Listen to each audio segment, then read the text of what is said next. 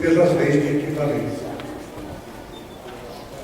Em 71, a 5692 fez um arremedo de não discriminação, promovendo a chamada formação profissional compulsória no ensino médio, ou no ensino de segundo grau, que se chamava na época, promovendo uma certa aproximação entre formação profissional e ensino médio, mas de uma forma completamente arremedrada, no meu entender, porque nem beneficiou a formação no ensino médio, nem beneficiou a formação profissional, porque as escolas não estavam suficientemente equipadas, do ponto de vista de professores, do ponto de vista das condições institucionais e laboratórios, para oferecer esse profissional.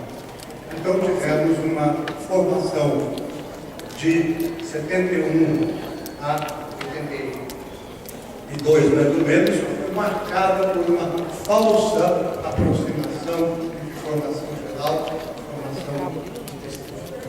Em 82, voltamos de novo à separação entre ensino médio e ensino profissional.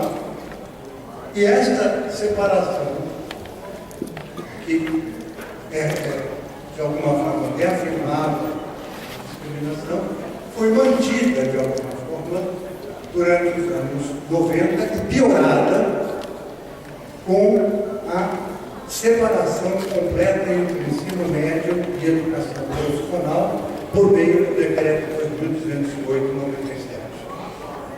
De modo tal que aquilo que vinha sendo desenvolvido nas escolas técnicas que articulavam formação geral e formação específica foi negada pelo decreto 2208, separando completamente formação profissional e ensino médio.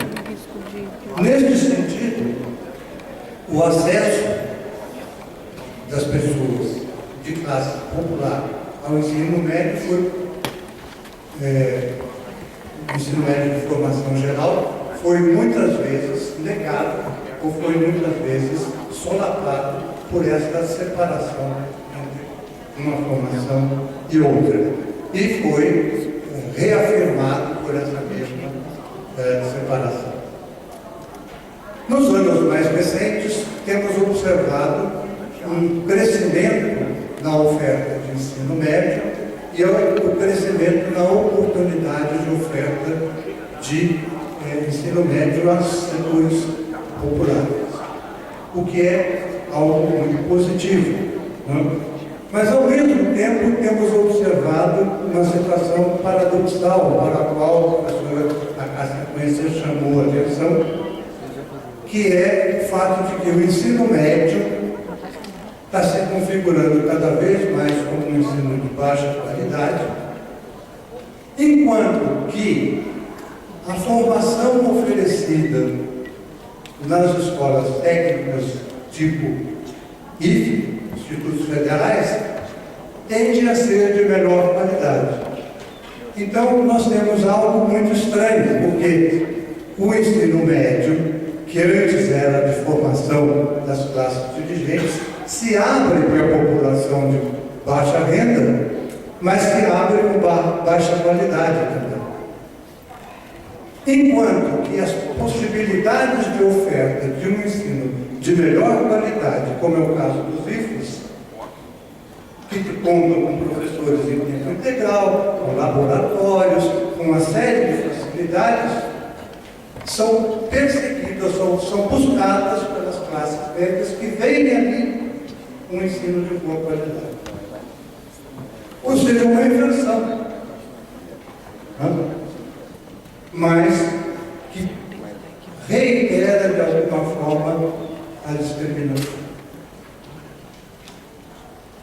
Com relação ao ensino médio, é interessante notar que, apesar das maiores facilidades de acesso, tem se observado também uma diminuição nas matrículas. A professora Cássia Coisa chamou a atenção para isso em 2010, um artigo, mostrando que o número de matrículas vinha diminuindo no ensino médio.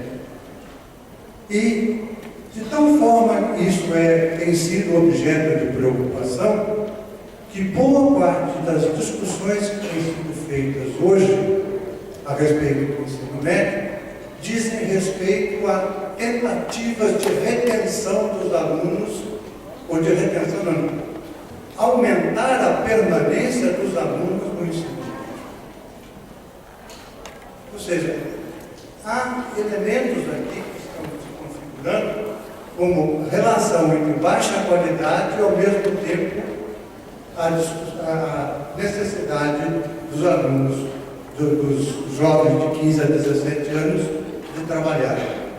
Ambos os elementos configurando como elementos que tendem a afastar os alunos do ensino médio. Isso com relação ao acesso. Felizmente, a emenda 59 de 2009 criou as oportunidades de maior oferta, mas estamos enfrentando este tipo de problema de não permanência dos alunos das escolas de ensino médio, uma tendência de diminuição ao afastamento. Do ponto de vista de qualidade, eu queria ressaltar duas coisas. Nós temos no Brasil, marcadamente, a partir da década de 90, dois projetos educacionais para o ensino médio em disputa. Um desses projetos que vigorou, que começou, que se desenvolveu, que se implantou, principalmente a partir dos anos 90, é um projeto que está marcado pela ideia de que as mudanças que vêm ocorrendo no campo do trabalho, as transformações que vêm se dando na forma de produção capitalista e as necessidades que esta forma de produção capitalista tem encontrado de formar trabalhadores num outro patamar, que não o patamar da forma de produção fordista, tem provocado, tem produzido uma demanda e uma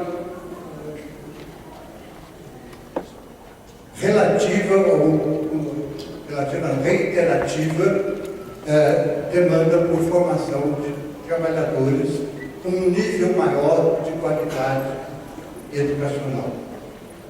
E nesse sentido, tem se apontado, não só no Brasil, mas também no Brasil, muito fortemente, para a necessidade de elevação do nível de educação dos trabalhadores e, por isso, tem se reiterado fortemente a necessidade de que as pessoas tenham formação em nível médio. Esta perspectiva de formação que tem em vista o mercado de trabalho, que tem em vista as necessidades do capital, tem apontado para uma forma, um projeto de formação de caráter fortemente instrumental, não só no nível do ensino técnico, mas também do ensino médio, tendo em vista o desenvolvimento de competências profissionais, seja de nível amplo, seja de nível especificamente técnico, para responder a essas necessidades do capital. É reiterada a afirmação, a invectiva, de que, se não houver um investimento maior em educação, o país não terá condições de competir no mercado internacional. É por isso que é preciso investir mais na educação do ensino médio, também no superior, tendo em vista a formação por competências. A formação por competências é algo que vem do campo do empresariado. O foco é a formação de caráter instrumental. Não sou contra a ideia de que os indivíduos sejam formados no sentido de desenvolver um pensamento crítico, avançado, no sentido de que sejam capazes de argumentar, de que sejam capazes de estabelecer relações entre conteúdos diferentes, de desenvolver o pensamento crítico. Não sou nada contra isso. O que me incomoda na formação por competências, na forma como foi proposto a partir dos anos 90, é que a formação por competências, as competências em si, ganharam precedência sobre os conteúdos do conhecimento. Houve, nesse sentido, uma completa inversão. Ao invés de se trabalhar o desenvolvimento dos conteúdos e, paralela e junto a eles, o desenvolvimento da capacidade de lidar com estes conteúdos de formas criativas, de formas críticas, de formas avançadas, trabalhou-se com a ideia, propôs-se a ideia, tentou-se implantar a ideia de que o importante é o desenvolvimento das competências, sendo os conteúdos um auxiliar para o desenvolvimento das competências. Neste sentido, acho que este modelo que se configurou muito fortemente nos anos 90 prestou um desserviço à formação dos jovens e à formação no ensino médio. Em contraposição a este modelo, nos anos 2003 em diante, a partir do governo Lula, tentou-se uma proposição que negava aquilo que estava sendo avançado pelo decreto de 2018, a separação de informação geral e informação específica, e que negava também este espírito de formação de caráter instrumental.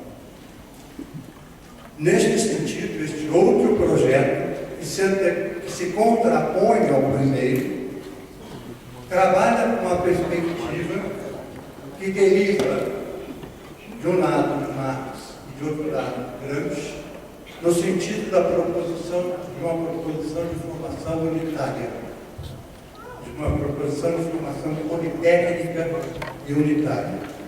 Politécnica não no sentido de meramente conhecer diversas formas de trabalhar e de produzir, mas politécnica no sentido do domínio dos conhecimentos científicos que estão por detrás das formas de ser da produção, por detrás das máquinas, por detrás das formas como se organiza produção e produtos.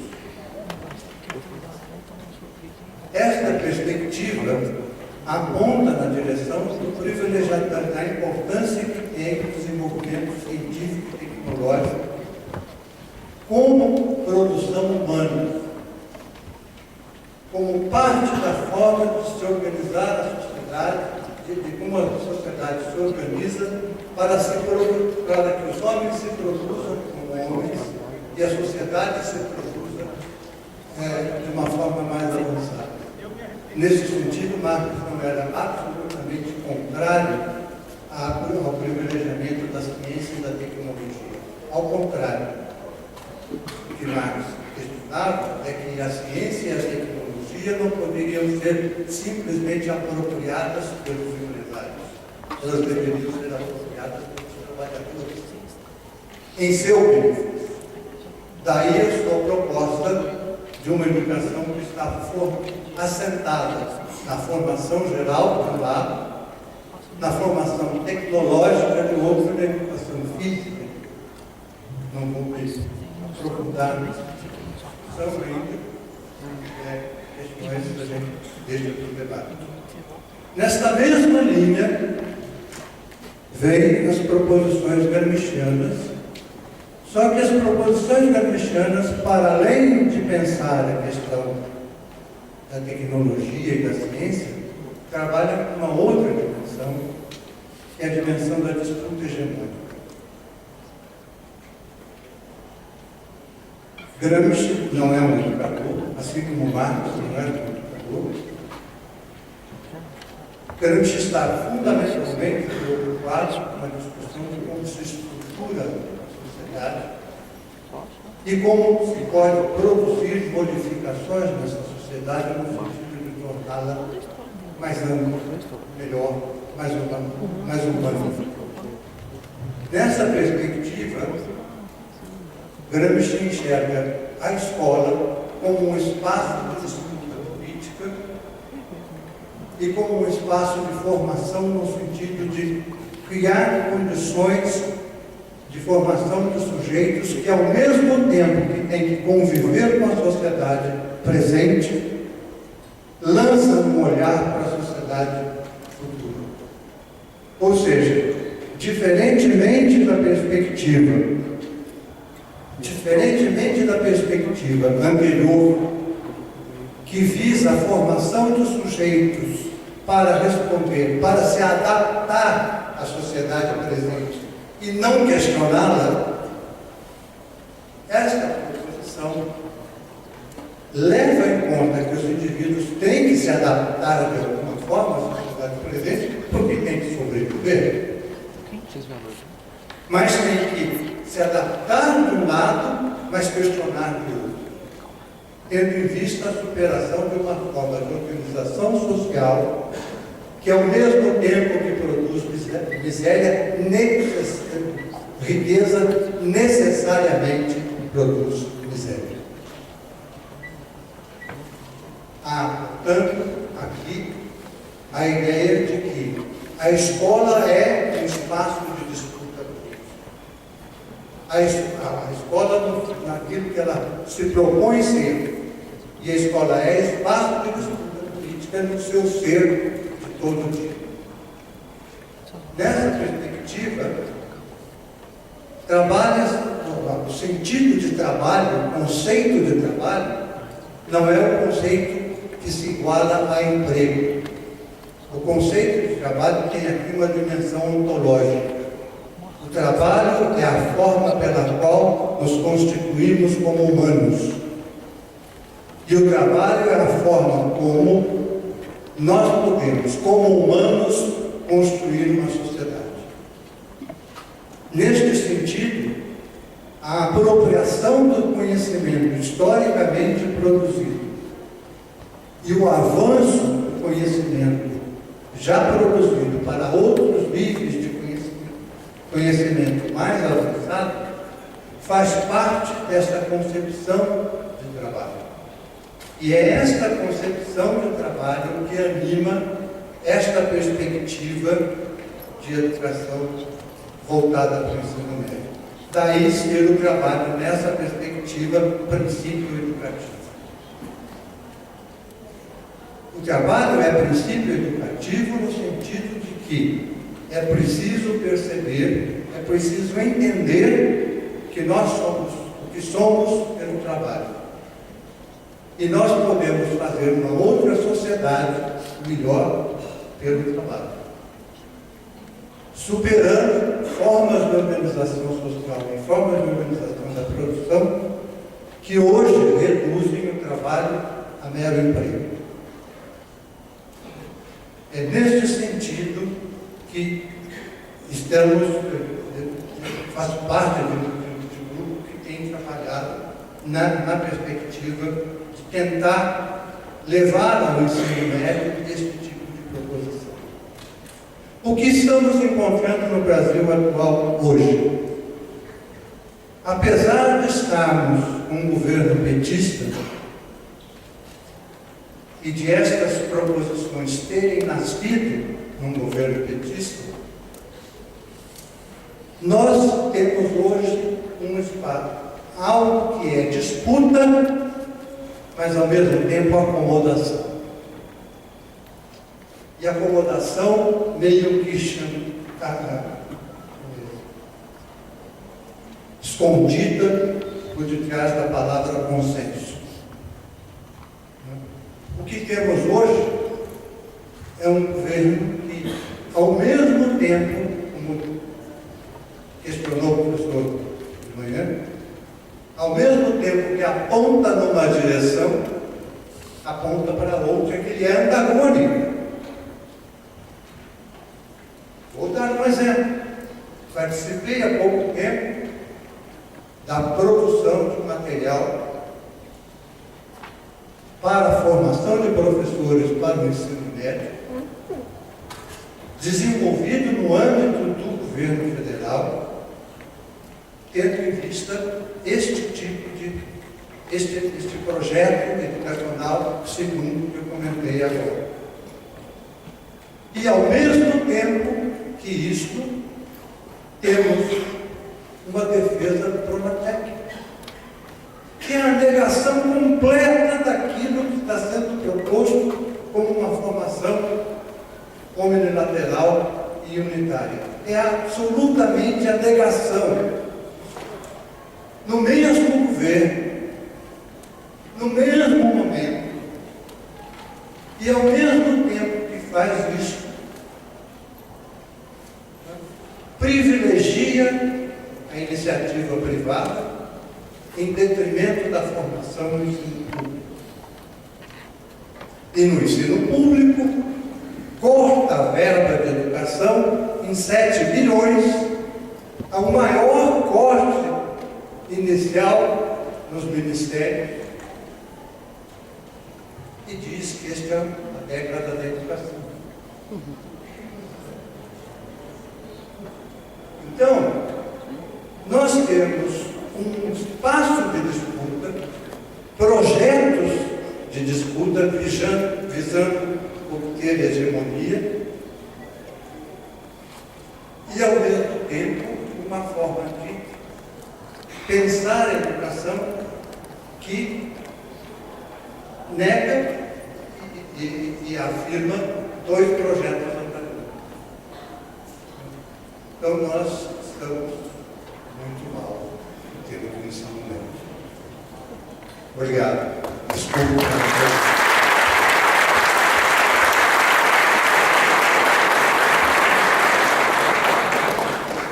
Agradecemos ao professor Celso, somente lamentando que realmente o tempo é um tempo insuficiente para que a gente possa aprofundar, por isso que a gente vai abrir os espaços depois para debate.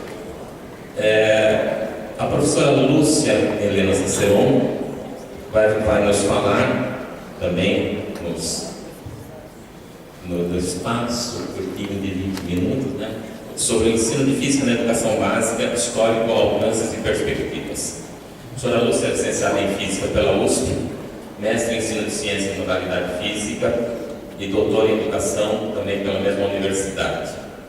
É professora doutora do Departamento de Metodologia de Ensino e Educação Comparada da Faculdade de Educação da USP, ministra de disciplinas para os cursos de Pedagogia e Licenciatura em Física. É orientadora de pós-graduação do Programa de Pós-Graduação em Educação da Faculdade de Educação da USP e no Programa Interunidades de Ensino do Instituto de Física, Faculdade de Educação, Instituto de Biologia e Instituto de Química. Tem interesse particular sobre os temas de estudos em ensino de ciências, ensino de física, argumentação em sala de aula e alfabetização científica. E atualmente é secretária para assuntos de ensino da Sociedade Brasileira de Física. Obrigada, Nilson. Eu começo pedindo licença aos meus alunos, porque acho que não consigo falar sentada. Eu vou me colocar em pé.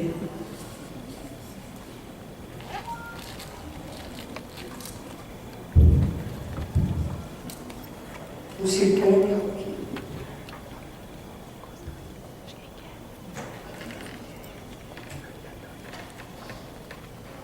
Ótimo. Falava para o Ítalo que eu não consigo ficar em pé. Ele disse que também não, e ficaria ali embaixo, mas com essa minha altura, acho que embaixo não é uma boa opção.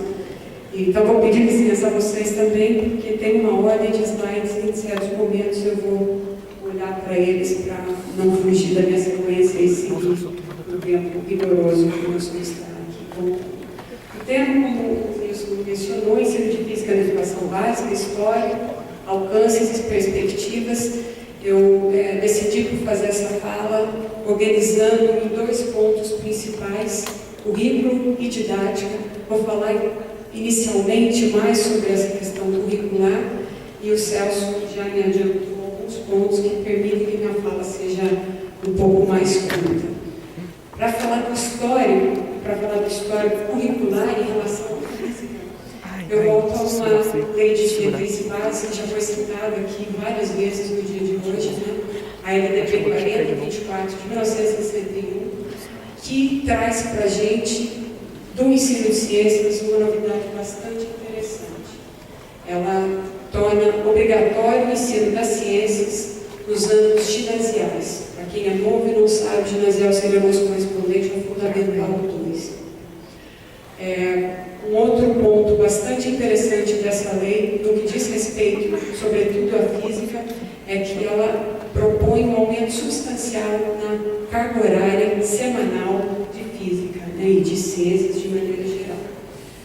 Logo depois dessa lei, já no período da ditadura, nós temos a Lei 5692, também citada aqui hoje, que traz a obrigatoriedade do ensino de ciências para todos os anos do primeiro grau, ou seja, a obrigatoriedade do ensino de ciências para todo o ensino fundamental.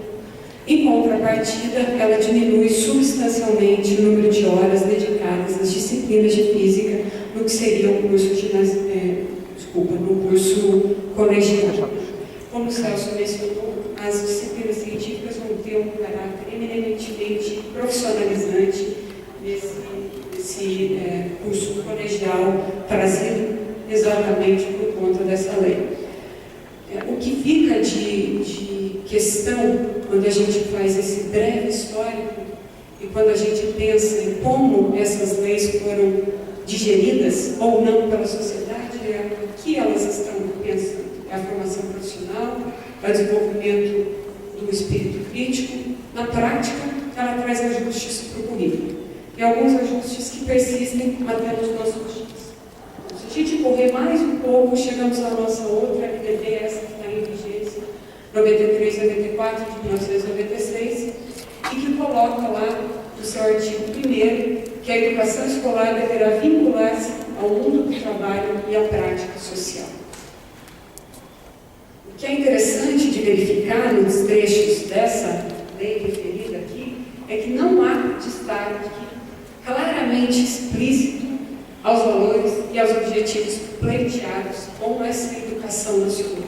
O que a gente consegue olhar, o Celso levantou vários pontos que nos fazem refletir em relação a aspectos negativos que vigoraram logo depois dessa implementação, alguns deles trazidos especialmente pelos parâmetros curriculares nacionais, mas talvez um ponto positivo que a gente consiga olhar é que essa lei dá atenção, e nos documentos que vêm em seguida é dada atenção à diversidade cultural e às diversidades sociais existentes no nosso país. Ao passo que as duas leis anteriores sequer fazem algum tipo de menção, nesse momento já se começa a olhar para essa coisa tão diversa e tão específica do nosso país.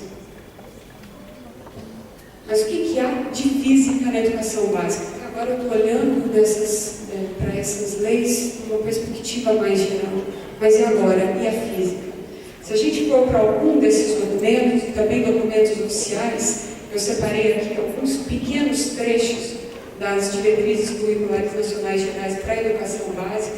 O documento que eu tinha em posse era de 2010, mas eu sei que tem uma edição de 2013 que está encadenada, que talvez seja... Tá, ótimo. Então, o Ítalo disse que mantém-se a versão de 2010. Né? O que traz em relação ao ensino de física nesse documento das diretrizes curriculares nacionais gerais para a educação básica é uma proposição de uma base nacional comum. E como vocês podem ver aí na tela, a física ou as ciências são colocadas como conhecimento do mundo natural. Nós conseguimos encontrar nosso espaço garantido aí neste documento. Né?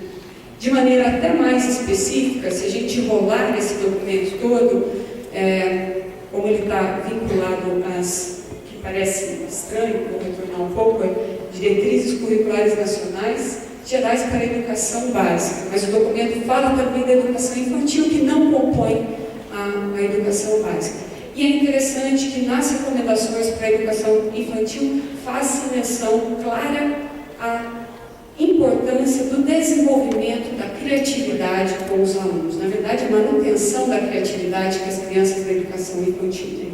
Eu leio essa manutenção, esse desenvolvimento da criatividade como possibilidade de que aspectos da ciência, sobretudo da física, possam ser levados para discussão com esse grupo. Mas, continuando, em relação ao ensino fundamental,